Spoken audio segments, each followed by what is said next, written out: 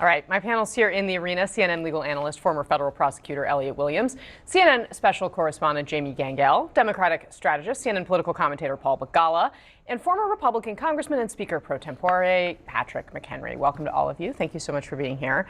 So, Congressman, what did we see from Republicans on the Hill, and what did we not see? Not much, in all fairness. There's a lot of hue and cry. This is in the nature of the Senate versus the House. This is my takeaway. In the House, in order to have any power, you have to have a collective, right? So if you have a group of ne'er-do-wells that can band themselves together with duct tape and pretend like they're friends, they're called the Freedom Caucus, right? And it's like the misfit toys, and they all kind of if they got together. They can do this. And some of them are great friends, You've right? been unleashed. Patrick McHenry Unchained is my favorite Patrick McHenry. Saturday Patrick McHenry. I know, right? Saturday He's morning. much more relaxed. Wow. But in the Senate, their expectation is that they are superior. They're superior beings. So one is a shiny, shiny star and special and different. In the House, we know we're not special and different, right? And so in the nature of what happened in the Senate, yes, you have this YOLO caucus, right? That are like, you only live once, now that we're free and not running again. Chairman Tom Tillis, for instance, of that group. The expectation is they're all going to band together and do something in order to stick it to the man.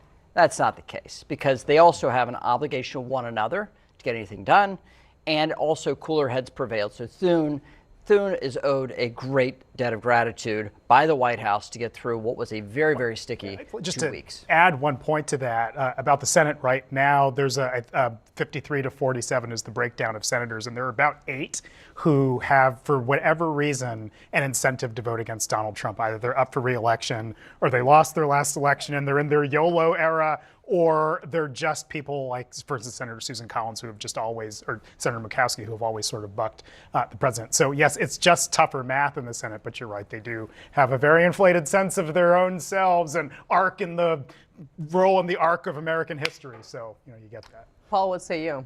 They've cast a very bad vote going into re-election.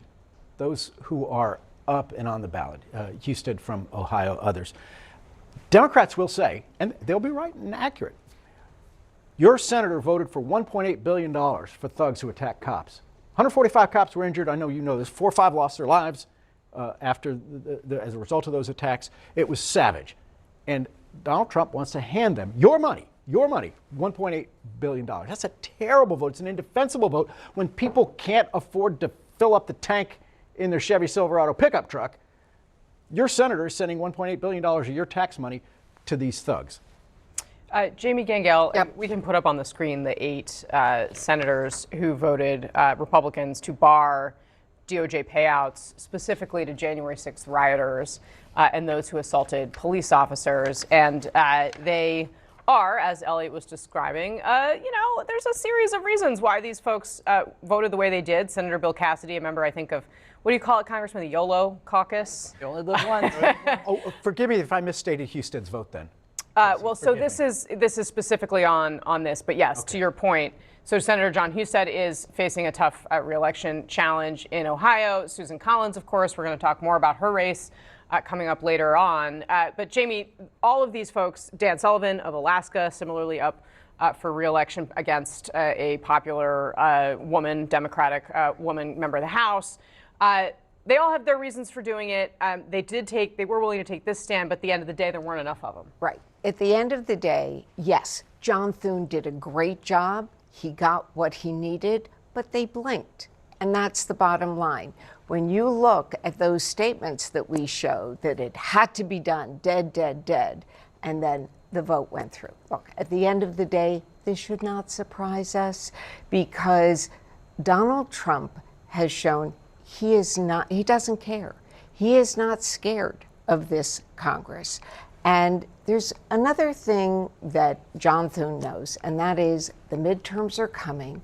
Some of these senators will be gone, but there will be new senators there.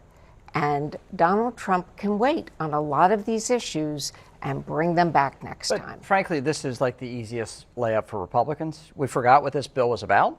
It was because the Democratic Party shut down, had the longest shutdown in American history, long forgotten, probably not relevant in the midterm. And then the last 2 programs to reopen are around border security and internal enforcement, 2 things that President Trump rode back to the White House on and was very popular in his re-election, his third national election, on the same set of issues.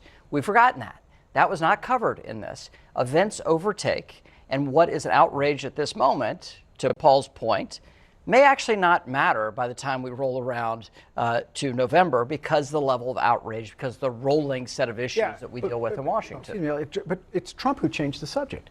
He used to win on immigration. He did. I think the border was too loose under Biden. Trump rode that back into the White House.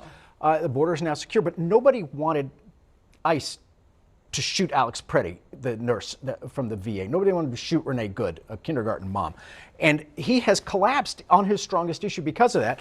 So he changes the subject to something just as bad, which is, I'm going to reward rioters who attacked cops. Well, and he also put that out there as, I mean, they could have spent the last couple of weeks, to your point, talking about how they were continuing forward with immigration, and yet instead it's been about this. No discussion about immigration. Yeah. When was the last time we heard the president talk about immigration?